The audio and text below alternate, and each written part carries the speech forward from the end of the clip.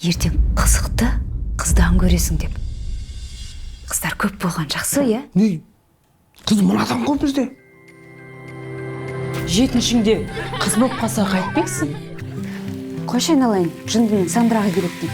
Жетінші рет жазайын деп жатсың ғой. Сценарийін жаттап алдық қой уже. Тағы да аз қалды түсінетін. 1, 2, 3. Еркектен еркек туады, көрдің бе? Ала қойыңыз сұп-сұлу қызыңызды. Қалай сонда? Озида ауыл деп еді ғой. Ой, ОЗИда ондай қателіктер болып тұрады. Неге сонша әуре болдың? Қайдағы өре жаным? Мен ұл туып берген әйел үшін бәрін жасаймын. Ұл деп алып шыға берің, сосын үйге барған соң қыз деп айтып түсіндіріп аласыз. Неге аса?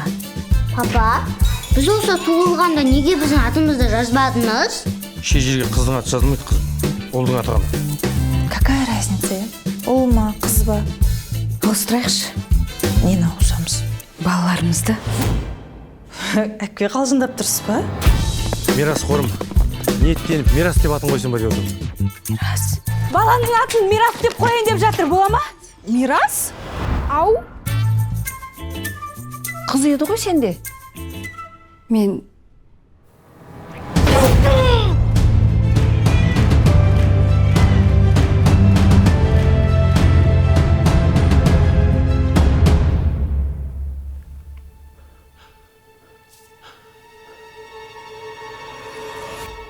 Аумаған өзім. Сәлем біздің сүйікті арнамыздың сүйікті көрермендері. Бүгін әдеттегідей хихикая жобасы. Бүгін бізде қонақта досымыз, ағамыз Байгайс елінің президенті Жалғас. Қошеметтеріңіз.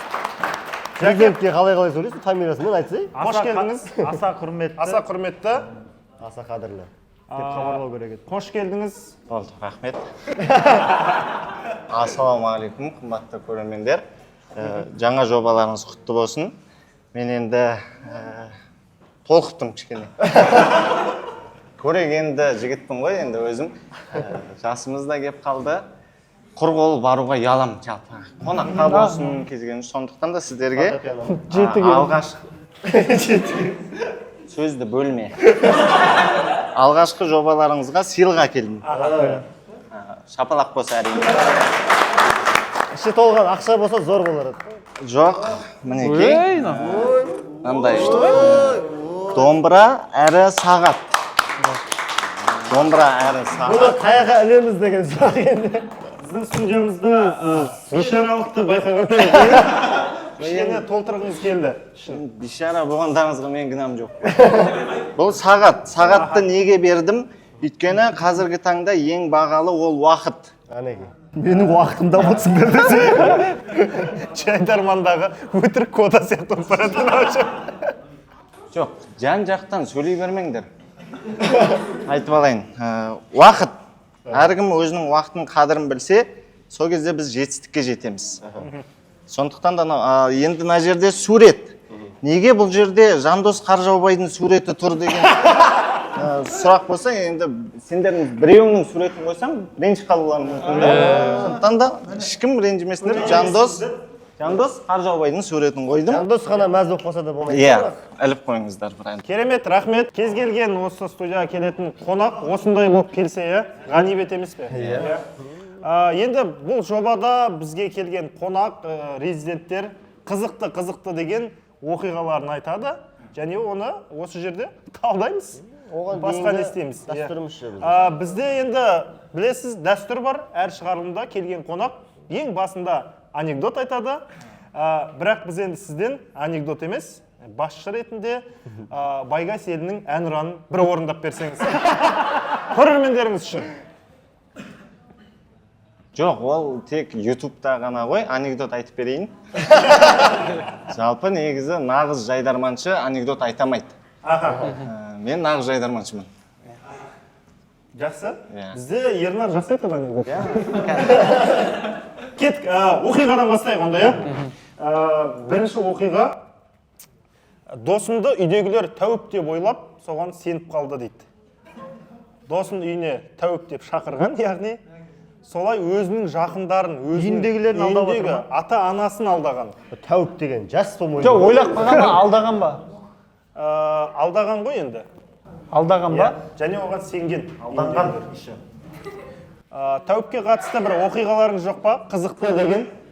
Тәуіпке қатысы жоқ. Тәуіп қожымнан басқа. Танымаймын мен. Бізде дінтану дейтін сабақтан ағай беретін. Қачегар ағайымыз жаңағы көтерілген. Дінтану дейтін сабақтан береді өзі, бірақ тәуіптерден барып сұраған дұрыс қой деп кәдімгі сабақта солай айтып отыратын. Негізі деп. Ол кісінің сондай бір оқиғалары бар еді енді. Жарайды, бұл оқиғаны тыңдайықшы. Кім өзін досын тәуіп деп апарып үйін алдаған? Бәріміз біліп отқан шығармыз. Мен естіген сияқтымын, Ернардан естіген сияқтымын осынша. Мен көп, мен тәуіпке алаяқтық, тәуіп мен болып кеттім жайлап. В общем, атуда Ғани бар ғой. Атуда Ғани маған сол тәуіптікпен айналысады. Сол маған бір ойын ойнатты ғой картамен. Как раз сен де болдың ол кезде. Білесің ғой, каптың кезінде 9 картаны қояды бүйтіп жерге. Мен көзім жұмам, сен бір картаны ұста, мен испен тауып берем дейді. Қандай екен ба? Қай картаны тапқан тауып берем дейді. Одан кейін 9 карта тұрады осылай жерде. Мына телефон сияқты 1, 2, 3, 4, 5, 6, 7, 8, 9. И Ғани бүйтіп тығылады. Мен нау деймін. Жайлап отырады Ғани бүйтіп. Жалғас ортасын ұстап жүреді телефонның бүйтіп. Ана ортадағы карта екенін біліп қояды. Искейді, жайлап искеп, ойнатып. Мынау ма дейді. Еба осы деймін, қалай таптың дейді. Оны қазір тағы табам сөйтіп ойнап, ана ойынға ілініп қалдым мен. Осыны істейші дедім ғой үйдегілерге, ма біреуге. Басқа адам жоқ па? Үйдегілерден басқа. Оны Дәулеттің сәл андай серьезный әңгіме жақсы айтады. Дәулетхан деген Эвересттегі бала. Әзіл айтпайды ғой, серьезный әңгіме. Сол менің үйіме кеп қалды. Сонымен айттым, Дәулетхан как раз үйде нағашым бар. Мына кісі деген сұмдық сенеді осындай тәуіптікке, осындайға дедім. Істейікші осы кісіге дедім. Болды ғой, істейміз ғой деді. Үйде карта алмай қалды бізде. Сонымен үйде 9 сурет таптым ғой. 9 сурет. Мамам суреті, ағамдікі, жеңгемдікі. Бөлек-бөлек. Дәулетхан мені бір жегізу керек. Немен болса. Ертесіне суреттермен карта ойнап отырма. Сурет жоқ болса, вилка, қасы. И Дәулетхан менің үйімдегін бүкілін таниды. Папамды әке дей салатын адам ол. Сөйтеді да, полный таниды и нағашымды ойнатады. Дәулетханға айтам, ағам мынау сәл тәуіптігі бар, тауып береді деймін. Нағашың суреті қайдан жүр аяқта? Нағашым өзі жүр ғой ол. Өзі әп келген ба бірге? Жоқ, ол. Өзі қатты жақсы көре ма, салып жүр. Телефоны жоқ просто. Суретін салып. Сөйтіп 9 фотоны қойдық залға. Дәулетхан тәуіп дедім, табады. Сіз анаяққа кетіп қалады, сіз қазір мынау деп айтыңыз, соны табады дедім. Дәулетхан бүйтіп, ана кісі суретті көрсетеді, Дәулетхан жоқ кезде. Мынау мысалы 9 былай тұр, мына жағындағы суретті көрсетеді. Сонымен Дәулетхан бүйтіп келеді, деп келеді. Мен де болғам ғой ол жерде. Мен қойыңдар деп жүрмін. Құдай ақы. Мен нағашысымын десе. Қоймайды. Дәу андай переигрышпен кеп отырғандай депсе, жиркенішті қып. Ақтырна болып жатыр ма? Нағашының да понять кісі сәл. Со, мына ұшындағын таңдады да, мына жағындағын таңдады. Келатқан кезде мен Дәулетханға жайлап бүйтіп көрсетіп қойдым. Наяғында тұрған карта типа. Наяғында тұрған сурет таңдады. Былай елестетесің ғой. И ол менің мамамның фотосы ғой. Жаңа Асбек айтсын. Қызығырақ айтып отыр ма? Менің мамамның фотосы Дәулет бүйтіп келді да, әпкеңізді қатты жақсы көреді екенсіз ғой деді ғой. Ана кісі неге деп еді, әпкеңіз таңдағансыз ғой аға деді. Серьезно. Я деді, тағы істейін аға онда сенбесеңіз деді. Кетіп қалды. Бүйтіп ортасындағы папамды таңдады. Соны мен ортасын көрсеттім. Жесеңізді жақсы көреді екенсіз. Сосын айтты. Жоқ, аға үйдің жаңағы үлкен сыйлайды екенсіз, ағаны таңдапсыз деп ағаны таңдады. Ана кісі сеніп қалды. Тамада құсап таңдап атқанша. Сондай ғой оның ойыны. Ана кісі сеніп қалды. Сөйттім да, мама как раз тамаққа шақырып қалды астына. Сонымен Дәу айттым ғой, Дәу, мына кісі қатты сенеді. Қазір мен Бейшара жолма. Қазір мен, в общем, ана кісіге Жарты кола болып келдім. Неше ол? Қолды емес. болмаса ішіп алайық та осын, тауысып. 7 адам бір көрермен. Біткеннен кейін ішемін да просто. Сөйтіп, не болып жатқан еді жаңа? Дәулетхан тәуіп, Аха. Тамақ сыйламайды. Астына тамаққа түстік, короче. Дәулетханға айттым, Дәулетхан, любой нәрсе мен бүйтіп көрсетіп отырамын, ол кісілер байқамайды дедім ғой. Сонымен астына түстік, тамақ ішіп отқан кезде Дәулет, мына кісі саған сәл күмәнданып отыр, неше баласы бар екен, айтшы дедім. Неше баласы бар мына кісінің дедім. Неше баласы бар дедім. 4 баласы бар ғой ағамның деді ғой ол. иә деп қалды. Сонымен егіз ғой бұл кісілерде дедім ғой. Қанша білесің ба дедім. Сосын ол тұрды импровизациямен үлкені қыз екен аға деді. Ана кісі сенді. Ровно түсіп қалды ма? Сол мамам тұрды да қасында екінші нағашым өзінің тәуіп екеніне сеніп қасында екінші нағашым отқан. Мама тұрды да, на бала қашан үйленеді деді ғой. үйтіп айтқан жоқ қой, мен болдым ғой. Сосын перегіштар көп болып жатыр, сенде. Сосын Дәулетхан уақыты кепті үйленеді деді. Сосын дәу бұл кісі телефон алған, неше айын төледі телефонның білесің ба деп ем. Екі ағайын төлепсіз ғой сонда, иә? Иә, мына мен. Екі ағайын төлепсіз ғой аға дедім. Төрт санның біреуі ғой, иә? 6-7-де қиналып қаласың. Неше аға, неше айын төледі мұға? Дәулетхан, неше деді? Сен де бір санға артық қой.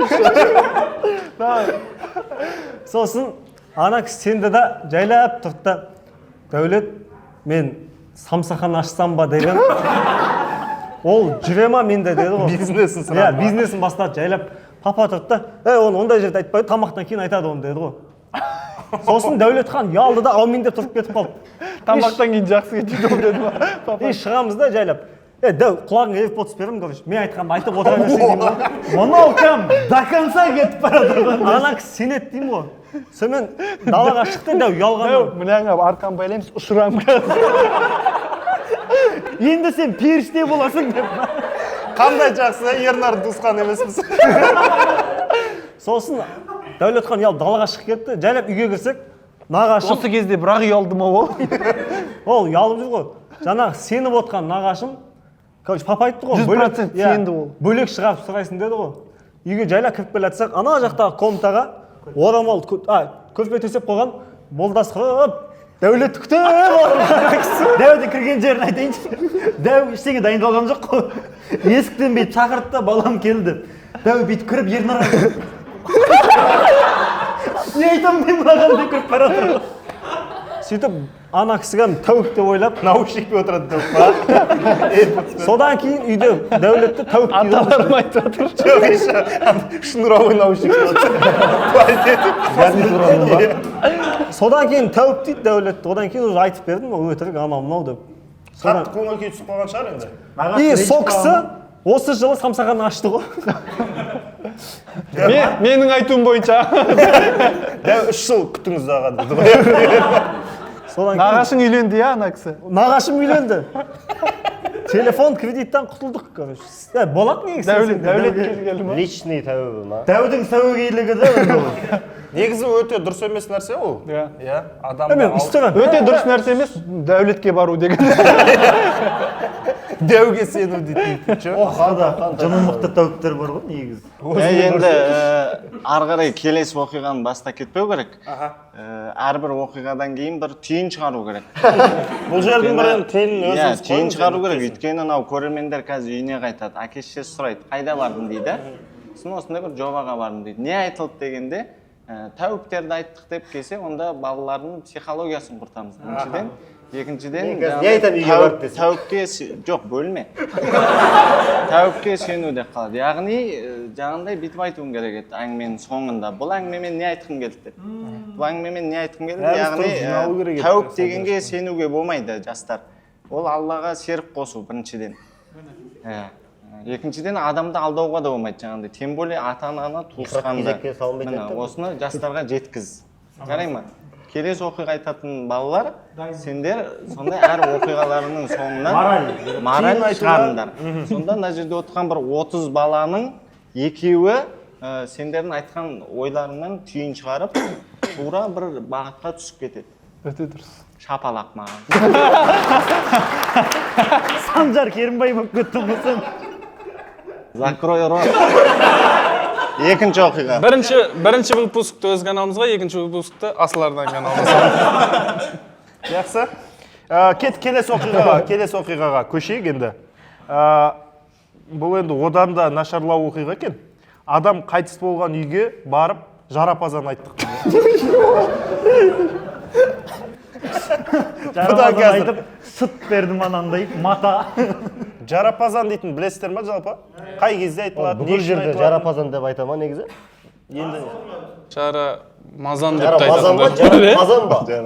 Жайдарман дейтін жерлер бар. Жайдарман. Жай Рамазан. Жарамазан деп те айтады. Алып шығ, сартабаққа салып шығ дейтін бар ма еді? Бізде ақша болған, мен ешкім үйіне айтпаппын. Жоқ, ақша неден емес. Бәрі материалды есептейді. Жүрген адамдар бәрі материалды. Ақша болған дейді да, бірақ мына жерде крем болу керек қой, ең құрығанда ақша болған адамда, иә, мысалы. Хай, Ернар. Кеттік онда, оқиғаны айтып берсін, соған қарай көрерміз, иә. Кім Жарамазан айтып жүрді? Олай болды.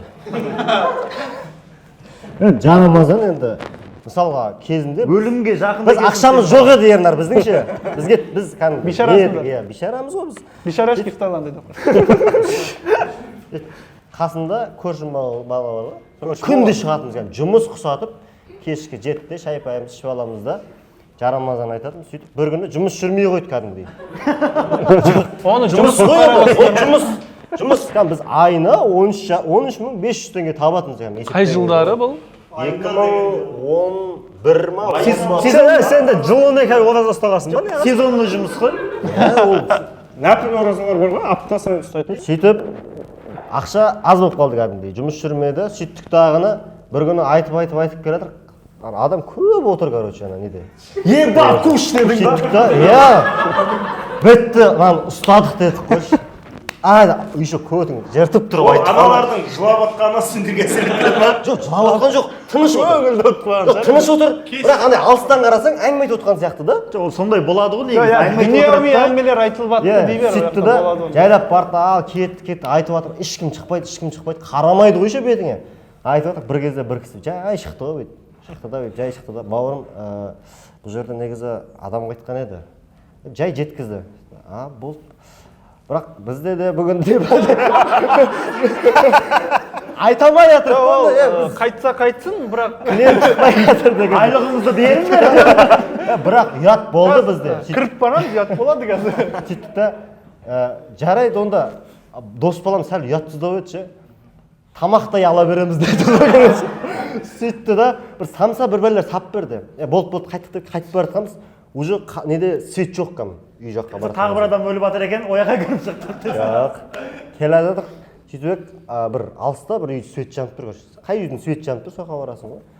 Ана үйге бардық та, андай. Көбелексіңдер ма? Қорқынышты болып тұр ана үйше. Сөйттік та, айтайын Жарамазан деп бастады, айтып жатыр. Бір кезде дәу тас ұшып кетті, заборға тарс ете қалды ғой. Адам өліп отырып қой мына жақта. Ана қарасақ тас емес, баклажка бар ғой, баклажканың ішіне андай таспен толтырғандай кәдімше баклажка.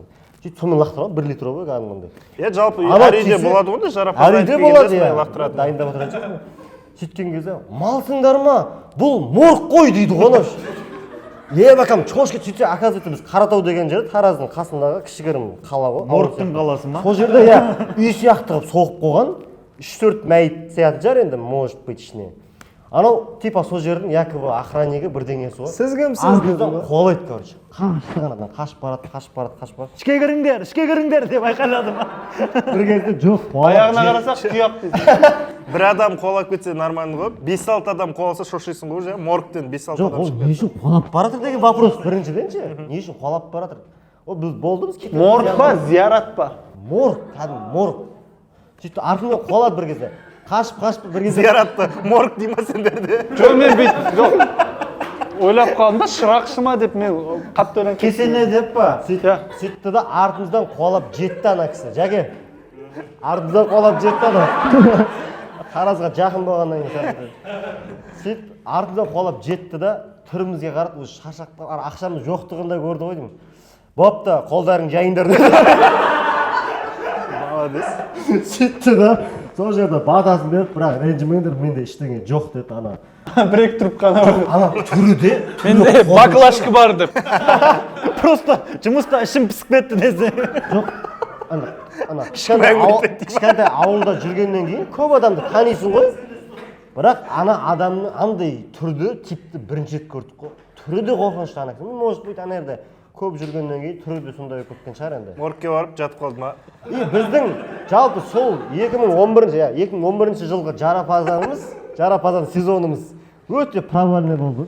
Сол сезонда нашар маусым болды ма? не деп атадыңдар ол сезонда? креативті болсын деді. Сондай история болған менде, короче. Жақсы, болады. Бұдан қандай түйін шығаруға болады? Біз түйін шығара берейік та. Бұл әңгімеден мен екі түйін Бұл кісі халыққа пайдалы болғысы келеді ғой. Елдің президенті болғаннан кейін бәрін шешімін айтатын осы кісі. Жайлап подкаст түсіндіріп жатыр мына. екі түйін шығады екен бұл әңгімеден. Біріншісі жаңағындай неге әдепсізсің де? Этика. Әдепсізсің дей беріңіз. Әдепсіз.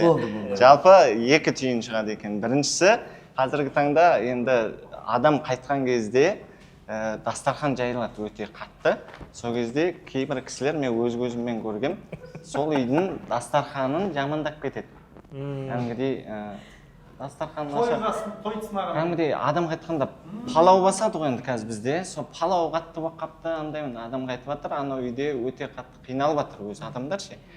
Келген адамдар жалпы тамақты неге қояды қазақта? Алыстан келген қонақ шаршап келді, бір шайын ішіп алсын деген оймен қояды ғой негізі. Бірақ қазіргі таңда әдепсіз көрермен бар екен. Мінекей. Сен өлмеймін деп отырсың ба десе.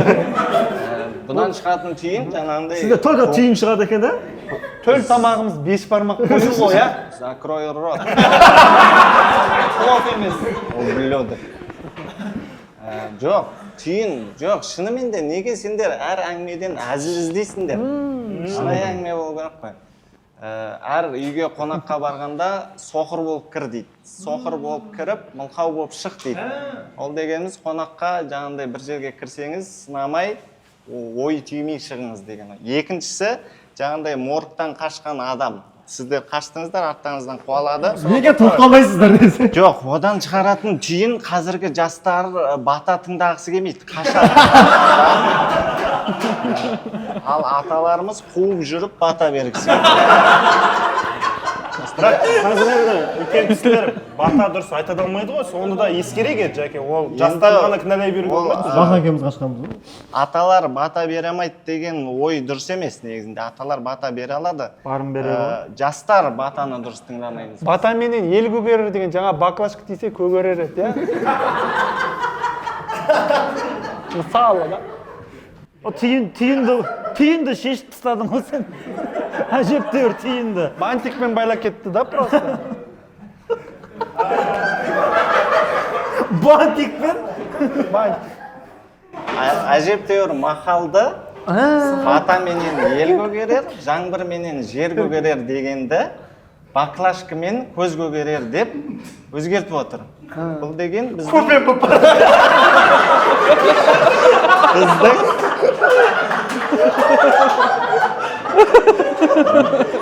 не деді?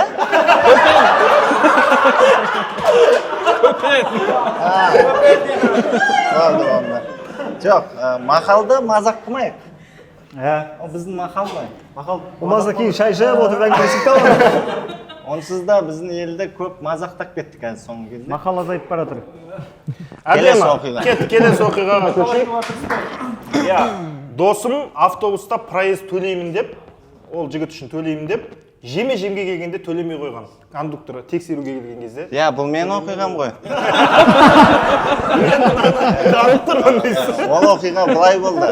Менің жан жолдасым бар, Мағжан деген. Екеуміз мені қолдап кепті ғой. 2016 жылы біз ол кезде Сайранда оқимыз. Сайранда сөйтіп Төле би Байтұрсын көшесінде біздің жатақханамыз бар. Соған автобуспен қайтып бара жатырмыз. Ол кезде кондукторлар болатын еді ғой. Иә, сөйтіп кондуктор ақша алатын ба еді? Жоқ. Оңай жоқ ол кезде. Билет, валидатор. Валидатор ма сондай бір нәрсе. Сөйтіп маған менің Мағжан досым, мен саған төлеймін деген. Менің ақшам жоқ ол кезде. Уәделескен. Иә, мен саған төлеймін деген. Сөйтіп серт берсін. иә, екеуміз уәделескен жерде төлеймін деді. бөлмеші. Неге сен әдепсізсің? Автобуста екеуміз келе жатырмыз, әңгіме айтып келе жатырмыз. Сөйтіп, кондуктор кіріп келе жатыр. Былайынан келе жатырмыз. Енді мен ақшам жоқ қой, мағжан беру керек. Сөйтеді да кондукторға мағжан... Кондуктор оны қалай тексереді? То есть сіздерде қағаз Жоқ, болу керек? қолма-қол ғой, қолма-қол. Жапсы аузыңды айтады ғой қазір. Жайлап көмекші соқ қалдым ғой. Көрермендерге Жап аузыңды. рахат екен. Көрер ұрсып отырасың. Жап аузыңды. Таншай, айтсын. Сөйтіп, деген әдемсіз мынау. тексеретін адам келді. Сіз төлеу керексіз. Сөйтіп, мағжан өзінің ақшасын береді өз орнына ше. Сөйтеді дағыны, маған келген кезде мағжан ар жақтан айтады. Ужас, тиының жоқ па не? Ұялмайсың ба? Неге зайчик болып мінесің? Ақшаң жоқ па? Мағжан кондуктор болып кетті ба? Жоқ. Жоқ па? Мағжан қалай кондуктор болып кетті? Ол досы ғой жалғыз. Ой бұл. Мағжан тұр ғой қасымда. Сөйтіп, енді оның арам ойы жоқ, ол жерде қалжыңдап отыр ғой. Сөйтіп еді. Әдетте солай қалжыңдасады. Иә, сөйтіп кондуктор енді мағжанға ұрысты ғой бір уақытта. Бауырым, сен неге өз досыңды Сатасың. елдің көзінше масқара қылып тұрсың, ұялмайсың ба? Нә, бауырым, мен төлеймін саған. Кондуктор маған төледі. Бага сөйтіп байгайсқа кетті ба? Бага қайдан шықты? Дос болып кеттіңіздер ма деп жатыр да кондуктормен одан кейін. Енді сізге Баганы кондукторға алып кеп ұйқастырып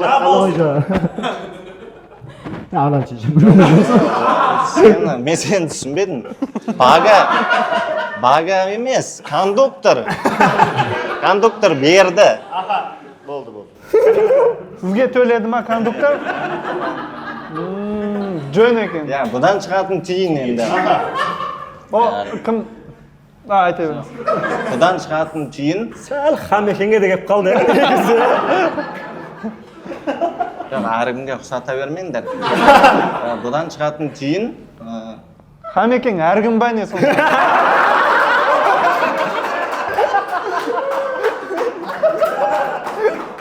Аңыз адам емес пе еді ол? Жоқ. Бұдан шығатын тиын. Хамекең не болды?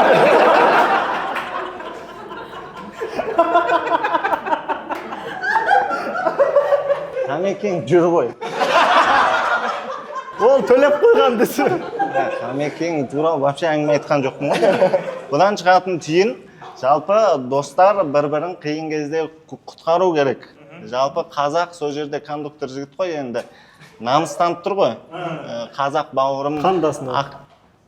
Жабам аузымды. Қазақ бауырым ақшасыз болып қалыпты, іштен етпейді. Мен төлей салайын деп. Соң бұдан шығатын тиын бір-бірімізге көмектесіп жүруіміз керек. Өйткені қазақ, біз азақпыз қазір. Бір-бірімізге көмектесіп жүруіміз керек. Болды. Жол ақысында төлеп жүру керек қой негізі. Онда тұрған ештеңе жоқ. Ақша болмаса автобусқа да отырмау керек дейтінде тиын шығаруға болады бұл жерде. Жоқ, енді алыс болса отырасың ғой.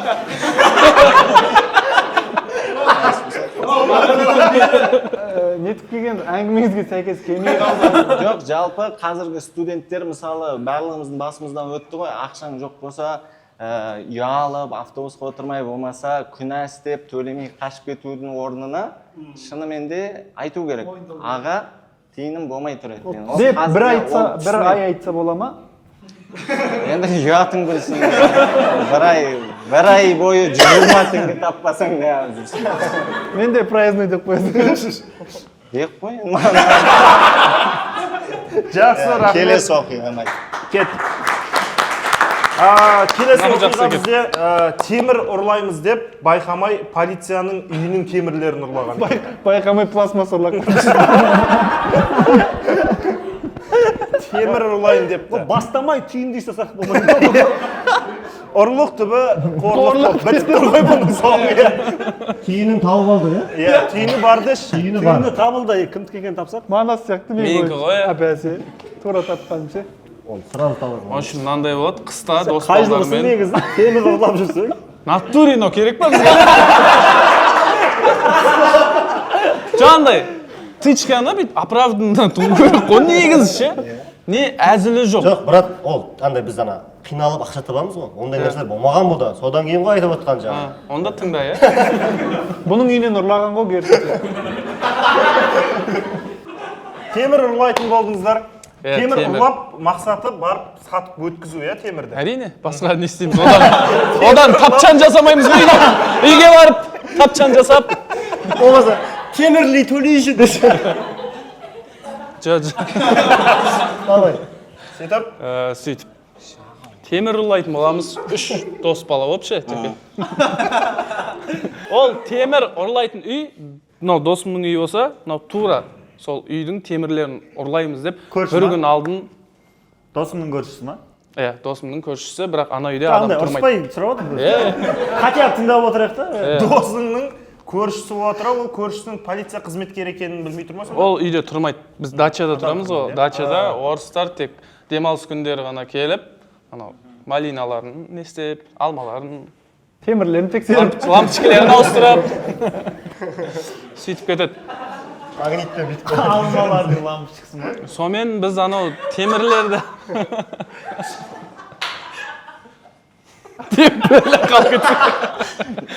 темірлерді ұрлайтын боламыз. Кіреміз, темірлер. Алманың темірі бар ғой, Иә. Мынау жақсы. Білімді тычка ғой. Сөйтіп темірлердің барлығын ұрлаймыз, барып өткіземіз. Оны жаратып тастаймыз. Сосын ертесіне маған ана дос баламыз звондайды ғой. Короче, кеше біз темір ұрладық қой. Сол үйдің егесінің баласы полиция екен. Қазір кәдімгідей андай опер сияқтылар келіп тексеріп жатыр. Бүйтіп айтса, баласының аяғы протез екен, темір. Қалып кетті сол. Ертең соған түсейік. Жақсы, Нұржан. Жақсы ғой? Иә. Қамекен әркім бәне сон.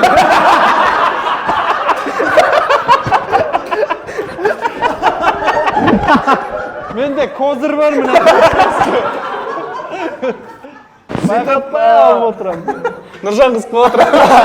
Ауылда вообще қылмыс жоқ қызында, иә? Ұрлағандарды опермен тексеріп. Жоқ, мынандай болған ғой. Бәрі сотталған ғой. Келеді да, тексеріп жатыр, дос балам шығады, не болды деп. Сосын айтады, осындай үйдегі темірлерді, үйдегі холодильник, телевизор тағы бірдеңелер бар, соларды ұрлап кетті дейді. Бізде ана жерде камера. Бізде ана жерде камера бар ғой дейді. Бүйтіп қарайды, ана жерде камера тұр. Біз тура сол жермен кіргенбіз ғой. Қазір осыны тексереміз дейді ғой. Сына дос бала шетке шығады да бізге звондайды, осындай, не істейміз, мойындай саламыз ба, камераны тексерейін деп жатыр, мен жандарында тұрмын дейді ғой. Біз айтамыз, жоқ, мойындама, давай, бірінші көрсін камерадан, сосын барамыз дейміз ғой. Может, камера істемейтін шығар, Мүмкін, ол да мүмкін, иә.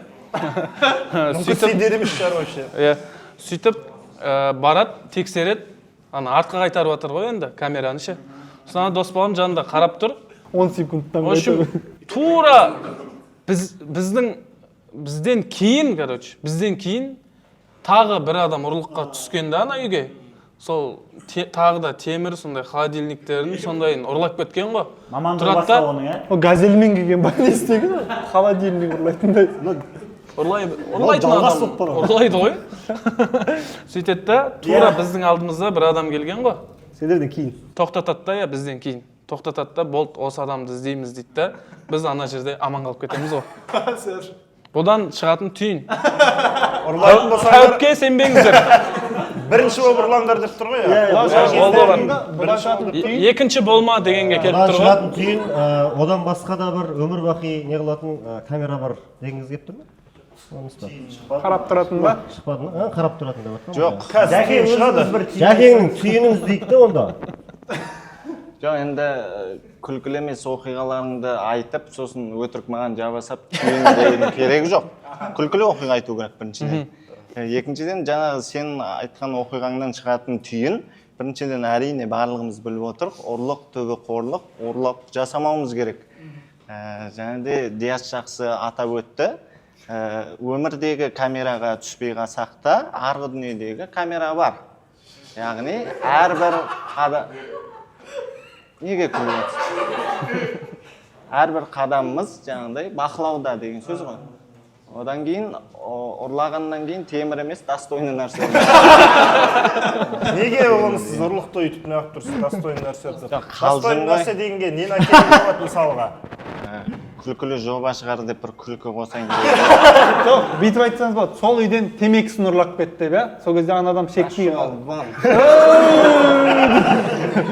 Достойный нәрсе деген не нәрсе? Жоқ, жалпы достойный. Қымбатырақ зат деп тұрсыз ғой, енді. Сезім ұрлау, иә? Жоқ, енді Уақытын ұрлап жатыр. ой, бір әзіл қылып айта салдым ғой енді. Ұрлық дейтін дұрыс емес қой негізі.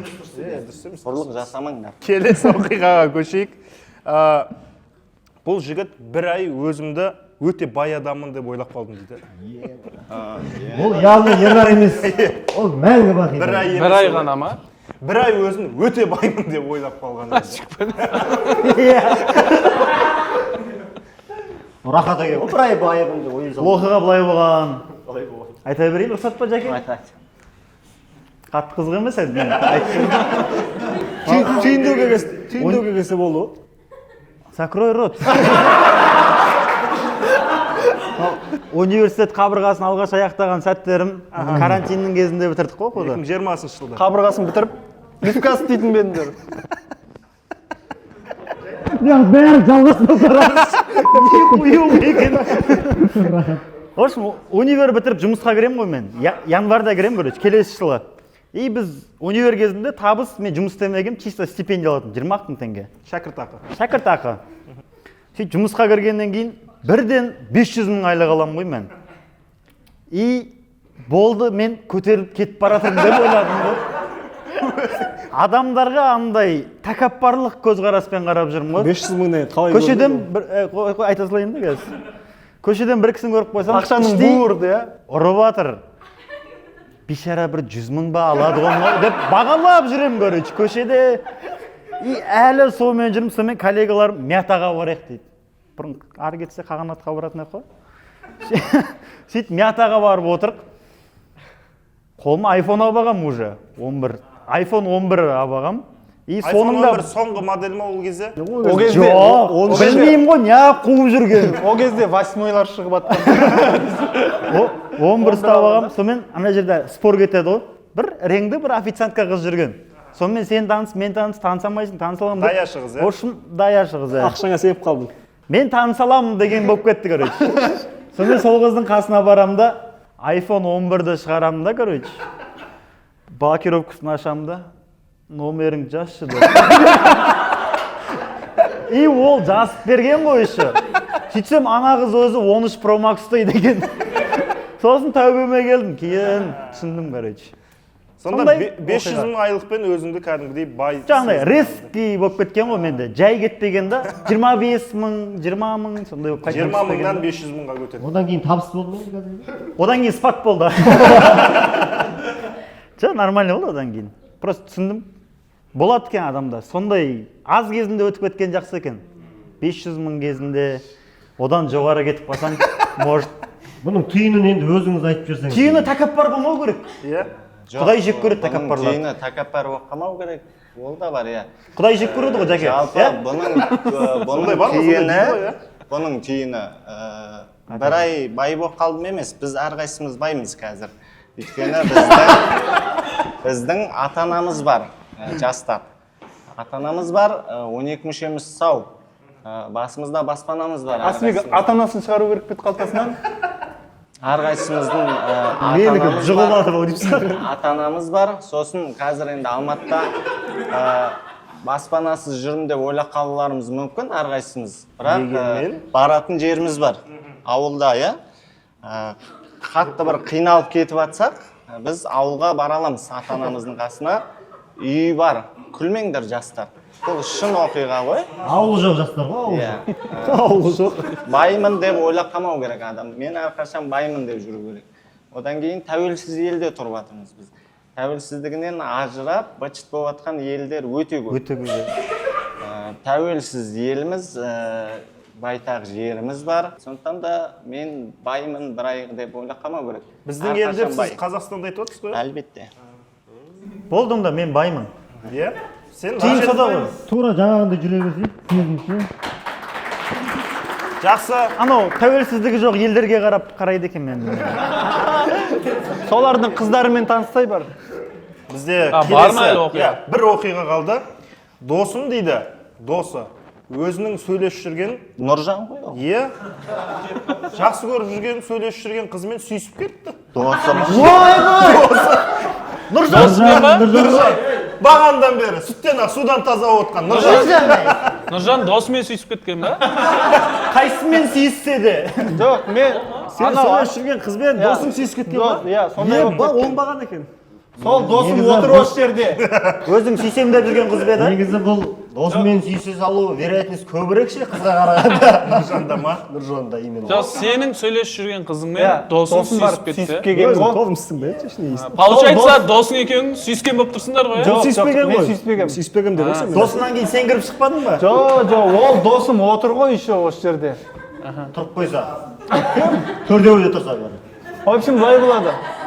В общем, былай болады. О, сен ойлап не қанша? Бір қызбен ол кезде жаңадан колледжға түскен кезіміз. Нұржанда бұндай жағдай бола бермейді тыңдай. Колледжге түскен кезіміз. Мен өзім қатты қызбен жүрмегенім де, в общем, сондай жігіттім да. Иә. Күшті баламын деп тұрсың ғой. Өте керемет жалғастан кейінгі баламын да мен. Дұрыс айттым ба? Растап отырмын міне. Сөйтіп, В общем, бір қызбен ұнатып қалдым. қай жастарыңда бұл жобамен? Колледжде оқып жүрген ғой. Үшінші курс па? Міне, төртінші курста. Қай кезде сүйіскен білетін шығар? Сондай ғой, короче. 18-19 Иә, жастарың. сол жастарым кезім ғой. Сөйтіп бір қыз ұнатып қалдым да, и ол да мен кетер емес сияқты бүйтіп сөйтіп. Давай сөйлесіп көрейін дедім да. Сөйтіп таныстым. Номерін алдым, инстаграмын алдым, сөйтіп екеуміз жазып жүріп. И одан кейін ана қызды киноға шақырдым. Сөйтіп біраз ответ бермей қойды. Бір 3-4 сағат. Киноға шақырған кезде жазбай қойды ма? Иә, жазбай қойды. Бір 2 сағат ба жазбай қойды. Сүйісіп аттым ол. Білмеймін ол кезде. Содан кейін барып деп жаздым. Содан кейін барып давай бармайтын болдым. Давай барайық деді. Сосын екеуміз киноға бардық. Қандай кино? Қандай кино дейсіздер ма? Районный шығар. Бизнес по-казахски. Баян Есентаеваның бір киносы ма, сондай бірге сол кездерде. Ғашық жүрек? Сөйтіп екеуміз бардық, күшті оттық екеуміз әңгімелестік. Әдейі киноға дейін 1 сағат па, 1 сағат кейін алдым әдейін. Сөйттік та екеуміз отырып әңгімелестік, күшті әңгімелестік. Ана менің әзілімді түсініп тұр, мен оныкін түсініп тұрмын, короче. Жақсы бүйтіп пайда болып тұр да. Сөйттік та Қандай пайда болды? Иә, химия пайда болып тұр ғой. Химияға тұрғаннан кейін.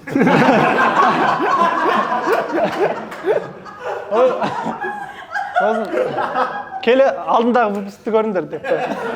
В общем, екеуміз сөйлестік, күшті болды. Кинодан кейін шығарып салдым ол қызды. Соны барып давайластық. Ол кезде мен артық ойым болған жоқ. Мен адамды қатты жақсы көрсем, оған қатты жақындағым келмейді да. Бәрің де сондай шығар. Сөйтіп жаңа қызбен жоқ дейм әйелдер. Сөйтіп екеуміз давайластық та, давай жақсы пока-пока деп құшақтасып шығарып салдым. Просто құшақтасың, бетінен сүйдің ба хотя бы? Бетінен сүйдім, иә. Сөйтіп кетіп барады. Саған ауыр ол бетінен сүйу. Сөйтіп күшті болып қайттым екен. Яғай, бірде андай. Бірақ ана қыз жердің шетінде тұрады, короче. Бәрін кім болады деп ойлап ма дейтін сияқты. Түнде үйінде жатады да, ұйықтайын деп жатыр. Бұл беттен сүйгенге сөйтіп жатыр, иә? Арманым орындалды. Мен әке боламын деп. Ырза болып қайтып бара жатырмын ғой. Бірақ бір шетінен жердің бір шетінде тұрады, шет жақта. Бірақ күнде осы жаққа келу керек бола ма деп маршрут құрып қоямын ғой ойымда. Так, мынаған мінем, мынаған мінем, ана жаққа баруға болады екен. Иә. В общем, сөйтіп қайттық екеуміз. Үйге қайттым. Содан барып ана қызбен жазып жүрдім. Бір-ақ рет кездестім. Одан кейін барып екінші рет кездесейін дедім да, сөйлесіп жүрді. Одан кейін барып екінші кездесуге енді шақырайын деген кезде ана қыз көнбей қалды, короче. Жоқ болып кете салды аяқ асты. Ойбай, сосын барып, ол қыз қайда кетті деп қайта-қайта жазамын, жазбайды, ответ бермейді. Номер звондайын көтермей қалады. Мен жазғанда жазып жүрдім. Бір кезде көтереді, сөйлесеміз екеуміз. Что-то бірдеңе бір жаққа барып қайтайық. Сосын, я хорошо барып қайтайық, бірдеңе деп суық сөйлесті да. Холодильниктің жанында тұрды ма? Тойдағы әдеп печка. Жап-жасыма холодильникті сақаласыз ба деп. Сосын екеуміз сөйлестік. арам суып кетті сәл содан барып Сәл емес ау. сосын ернарға айтам Жығылмаған да сияқты. ернарға айтам ернар екеуміз машинада кетіп бара жатырмыз че то ана қыз жазбай жүр маған екеуміз сөйлесіп еді че то сөйлескісі келмей Мен қай қыз деп сұрадым. қай қыз деп мен бастадым білесің ғой ана қыз осындай ше колледжде көріп жүрген деп оны танимын жақсы қыз сияқты ғой деді бірақ оған дейін бір балалар айтқан маған нұржан че то жоламай ақ қоясың ау деймін деп айтты Ондай айтпа, менің коньяк болмай қалады қазір. жоқ бір бала айтқан сөйтіп одан кейін жоқ нормальный қыз сияқты ғой деп сөйлесіп көрдім дейді содан барып бір кезде ернар екеуміз машинада кетіп бара жатырмық ернарға айтамын осы қыз че то суып кетті ответ бермейді бірдеңе уақыт өтіп жатыр короче шақырайын десем көнбей тұр мә не істесем болады деді ернар бір екі ақылын айтты сол жерде бүйтсе сөйтсе бірдеңе деді Ұялмай ақыл айттың ма? аға хорошо дедім Аға сүйісті деген әңгіме болған жоқ аға хорошо дедім да содан барып бір кезде не деші еді кет сол машине демеді кет бара жатқан кезде ернар айтты ғой бүйтіп мә брат мен ол қызға бардым ғой деді Жоқ, ол емес. одан кейін ба Одан кейін ол. Мынандай болды ғой. Мынандай болды ғой. Бәлесін жоқ. қалай болды солай айтайық оны Қалай болды солай жоқ. Мынау айтты ғой маған. Мен бұны датама жақсы көремін да. астарлы ақиқат болып кетті Бұны білемін ғой. Жоқ, бұған бізде Ернардың ше әзілдеріне күліп отқандарды аяйын бар ғой. Андай болды ғой. Мынау Нұржан даже боқтамайтын бала да. Ана қыз көңілі қап қалды бұның ше. Мынаның көңілі қап қалды. Неге жазбайды бірдеңе деп.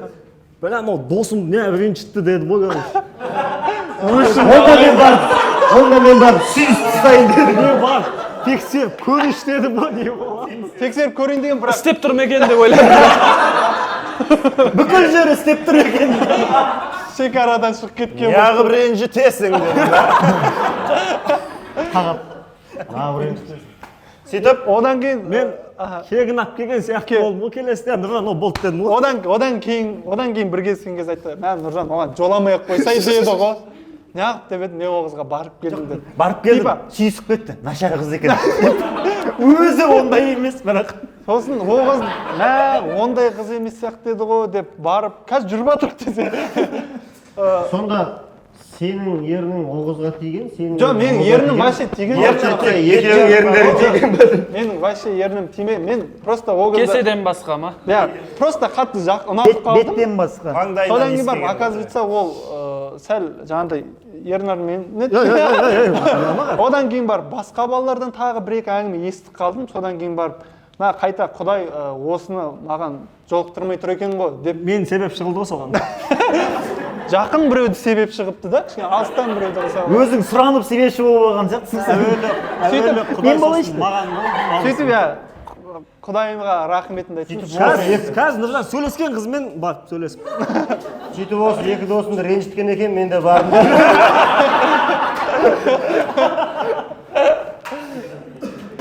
Рахмет. Рахмет. Барлықтарыңыз оқиғаларыңызға жақсы шығарылым болды деп ойлаймын. Жоқ, жалпы айтып кетейін. Қазіргі таңда күлкілі жобалар өте көп. Бізде Қазақстанда ше. бізді қоссақ ше Сендермен қоса ғой, жоқ. Шынымен де Бізді жойып жүрген кез. жоқ, қоя тұрыңдар. Күлкілі жоба өте көп қазір Қазақстанда. Любой бір жоба басталса да, комедия, кино өте көп. Комедиядан былай ютубта күлкілі жоба өте көп. Бізде сәл саналы, бір сәл де болса ойландыратын жоба аз. Мен неге сіздерге бұлай айтып отырмын? Тек күлкі үшін жоба жасамау керек. Бір ой түйіп кету керек көрермен. Сіздерді ертең көрермен көреді ғой. Кейін сосын айтып жүреді да көшеде. Мысалы мен өзім басына өткен ондай оқиғалар көп. Біз мысалы басында боқтап, сосын тек күлдіру үшін ғана жұмыс істедік. Сол кезде сіздердің көрермендеріңіз қандай жұмыс істесеңіздер, сіздерге ертең солай не істейтін болады, обращаться ететін болады. Тек күлкілі жаңағыдай боқтап обращаться етеміз сіздерге. Боқтап обращаться еткенде боқ туралы үстім сасып боқ мышып кеткен деген әңгіме айтсаңыздар, сондай әңгіме туралы жоба болса, ертең көшеде адамдар сіздерді сөйтіп танитын болады. Сіздерді болғанда енді жалпы да, ернарды. сондықтан да жобаларымызға бір менің ұсынысым ғой енді тек күлкілі емес бір ой саларлықтай бір нәрсе қосып қойыңыздар. Сол кезде Біз ақ күлдіреміз дейсіз қой, а? Сендер ой салатын бірдеңе айтсаңдаршы. мынан